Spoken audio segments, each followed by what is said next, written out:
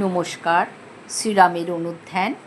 আজ আমরা পড়ব ভরদ্বাজের আতিথ্য গ্রহণ ও চিত্রকূটে গমন।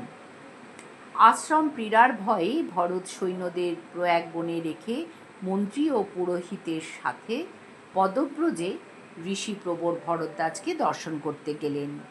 দূরে ভরদ্বাজকে দেখে ভরত মন্ত্রীদের সেখানে অপেক্ষা করতে বলে বশিষ্ঠের পেছনে পেছনে যেতে লাগলেন।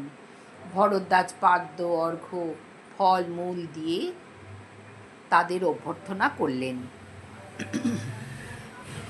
কুশল প্রশ্ন বিনিময়ের পর ভরদ্বাজ ভরতকে বললেন, তুমি এখন রাজ্য শাসন করছো, এখানে আসার তোমার কি প্রয়োজন থাকতে পারে? তুমি নিষ্কণ্ঠক রাজ্য ভোগ করবার জন্য রাম লক্ষ্মণের কোনো অনিষ্ট করতে ইচ্ছা করো নাই তো? আমার মন শঙ্কামুক্ত হচ্ছে না। ভরদ্বাজের কথা শুনে ভরত অতি দুঃখে অশ্রুপূর্ণ নয়নে বললেন, আপনি সর্বজ্ঞ হয়েও যদি আমাকে এমন ভাবেন তবে আমার মৃত্যুই শ্রেয়। আমার মাতা যা করেছেন তা আমার অভিপ্রেত নয়। রামকে প্রসন্ন করে অযোধ্যায় ফিরিয়ে নিয়ে যেতে আমি এসেছি। এখন আপনি বলুন, রাম কোথায় আছেন? ভরতের কথা শুনে ভরদ্বাজ আনন্দিত হয়ে বললেন, তোমার চরিত্র রঘুবংশীয়দের যোগ্য। তোমার মনোভাব আমি জানি। সকলের সামনে তোমার সংকল্প দৃঢ় হোক এবং তোমার কীর্তি চারিদিকে ছড়িয়ে পড়ুক, তার জন্যই এই রকম প্রশ্ন করেছিলাম, তোমাকে আঘাত দেবার জন্য নয়। রাম এখন চিত্রকূটে বাস করছেন, সেখানে তোমরা কাল যেও। আজ তোমরা মন্ত্রী এবং সৈন্যদের সঙ্গে আমার আতিথ্য গ্রহণ করো। ভরত বললেন, বনে যা পাওয়া যায় তা দিয়ে আপনি তো আমাদের আতিথ্য করেছেন। ভরদ্বাজ হেসে বললেন, আমি জানি তুমি সামান্য জিনিসেই সুখী হও। তোমার সৈন্য সামন্তদের আজ আমি ভোজন করাতে চাই। তুমি তাদের সকলকে এখানে আনার ব্যবস্থা করো। ভরদ্বাজ তার বিভূতির সাহায্যে নানাবিধ অন্ন ব্যঞ্জন মদ্য মাংস প্রভৃতির দ্বারা সকলকে পরিতোষ করে খাওয়ালেন।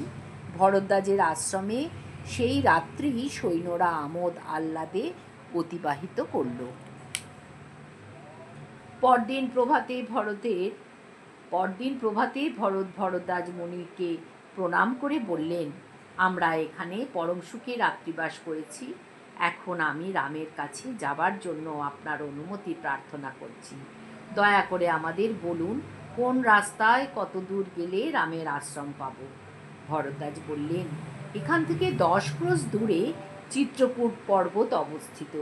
সেখানে একটি নদী রয়েছে এবং নদীর দুই দিকে অতি মনোহর পুষ্পিত বৃক্ষসমূহ আছে। তারই নিকট রাম সীতা লক্ষ্মণ পর্ণকুটিরে বাস করছেন। যাত্রার পূর্বে রাজমহিষীরা ভরদ্বাজকে প্রণাম করলেন। ভরত তাদের পরিচয় দিয়ে বললেন, শোকে ও উপবাসে শীর্ণ দেহা এই যাকে দেখছেন, ইনি পিতার প্রথমা মহিষী রামজননী কৌশল্যা। এর বাম হাত ধরে যিনি দুঃখাতা হয়ে দাঁড়িয়ে আছেন, ইনি মহারাজের মধ্যমা মহিষী লক্ষ্মণ শত্রুঘ্নের জননী সুমিত্রা। আর ইনি আমার মাতা কইকেয়ী, যিনি অত্যন্ত ক্রোধী, গর্বিতা, নিষ্ঠুরা এবং ঐশ্বর্যলুব্ধা। এরই জন্য আমার পিতা স্বর্গে গেছেন, রাম বনবাস করছেন এবং আমার এই মহাবিপদ উপস্থিত হয়েছে। ভরতের কথা শুনে ভরদ্বাজ বললেন, তোমার মাতার দোষ দিও না। রামের নির্বাসনের ফলে দেবতা, মানব ও ঋষিদের মঙ্গলই হবে। আগামীকাল পরবর্তী অংশ পড়ার চেষ্টা করব। হরি ওম তৎসৎ। শ্রীরামকৃষ্ণার্পণমস্তু।